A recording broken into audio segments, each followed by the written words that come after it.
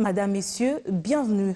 Un mort, c'est la responsabilité de tous. Eh bien, la phrase lâchée par le porte-parole de la majorité présidentielle hier est un vrai appel à la conscience. C'est clair, Alain Toundou impute les conséquences néfastes de cette manifestation aux organisateurs. Non, la responsabilité ne peut pas incomber à l'Église catholique. Dans une déclaration, Laurent Mosengo Passigna renonce à toute responsabilité par rapport aux morts enregistrés.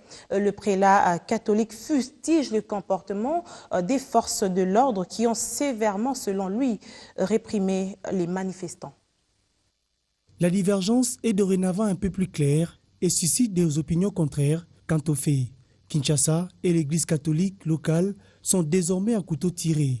Au lendemain de la marche réprimée par les forces de l'ordre ayant fait des morts et des blessés, les deux parties refutent la responsabilité sur les décès et les dégâts enregistrés lors de cette manifestation, pourtant interdite par l'Hôtel de Ville de Kinshasa.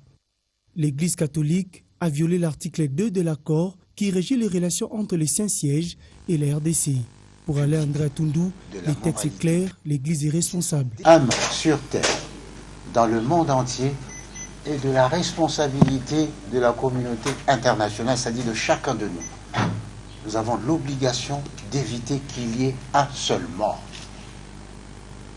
Et vous le savez que les relations entre Vatican et la République démocratique du Congo reposent sur l'accord cadre du 20 mai 2016. Et là, un des éléments fondamentaux, c'est que l'article 2 détermine les lieux de culte et organise la façon dont le culte doit s'exercer. Et l'article 8 détermine la responsabilité des prêtres en cas où ils étaient amenés à poser des actes contraires à l'ordre public. Réagissant à cette déclaration de la majorité présidentielle, l'archevêque de Kinshasa refute toute responsabilité et condamne la répression policière à l'intention des manifestants. Comment peut-on tuer des hommes, des femmes, des enfants, des jeunes et vieux, scandant cantiques religieux, munis des Bibles, chapelets, crucifix?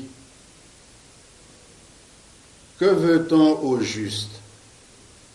Le pouvoir pour le pouvoir, ou bien le pouvoir pour le développement intégral du peuple dans la paix, la justice et la vérité.